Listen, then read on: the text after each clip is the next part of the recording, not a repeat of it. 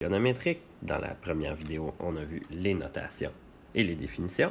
Dans cette vidéo-là, on va voir le sinus et son inverse. Donc, le sinus, c'est un rapport trigonométrique par rapport à un angle. Donc, on va toujours parler du sinus d'un angle. Okay? Donc, le sinus d'un angle est égal à son côté opposé divisé par l'hypoténuse du triangle. Concrètement, si je regarde ici l'angle A, le sinus de A, qu'on a sin comme abréviation, donc sin de A, c'est l'opposé, donc le côté opposé à l'angle A, c'est le côté petit a, et l'hypoténuse, c'est C, donc le sinus de A, c'est A divisé par C. On note aussi une fonction inverse qui va chercher à déterminer un angle, dans le fond, qu'on va noter sinus moins 1. Donc, le sinus moins 1 de A sur C, c'est égal à l'angle A. On va voir concrètement qu'est-ce que ça veut dire dans un problème dans pas longtemps. On pourrait aussi chercher le sinus de l'angle B. Donc, l'angle B est ici.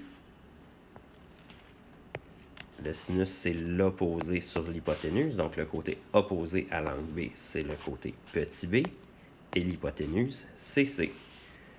De la même façon, l'inverse, le sinus moins 1 de B sur C, c'est égal à l'angle B.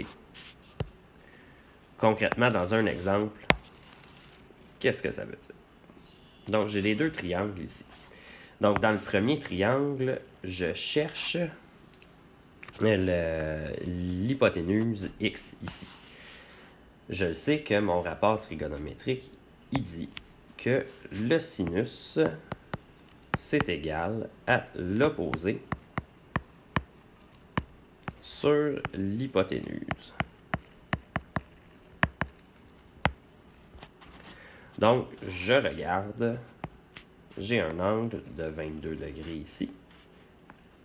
J'ai 10 cm qui est l'opposé et je cherche l'hypoténuse. Donc, je peux écrire que le sinus de 22 degrés, c'est égal à l'opposé 10 sur x. Le sinus de 22, ça c'est quelque chose que ma calculatrice connaît. Très important, il faut vérifier que notre calculatrice est en degrés. OK, donc je calcule avec ma calculatrice, le sinus de 22, c'est égal à 0,3746. Ça, c'est égal à 10 sur x. Petite stratégie pour calculer ces rapports-là, on peut toujours rajouter 1 sur 1 ici, et ça devient un produit croisé. Donc, je dois faire 10 fois 1 divisé par 0,3746. Et ça va me donner la valeur de x. Donc, 10 divisé par 0,3746. Donc, x, c'est approximativement 26,70 cm. Dans l'autre exemple, je cherche la mesure de l'angle. Je regarde par rapport à cet angle-là. Le 4 mètres, c'est le côté opposé. Et le 12 mètres, c'est l'hypoténuse. Donc, je peux écrire que le sinus de x, c'est égal à 4 sur 12. Donc, je divise. 4 divisé par 12, ça donne 0,333. Périodique. Et je peux donc dire que x, j'utilise la fonction inverse, c'est le sinus moins 1 de 0,3 périodique. Sur la calculatrice, c'est généralement la deuxième fonction de sinus. Donc, je peux faire, sur ma calculatrice, je peux dire 4 divisé par 12.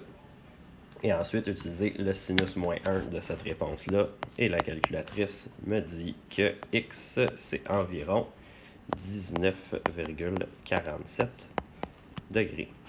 Donc, c'est comme ça que j'utilise le sinus et son inverse.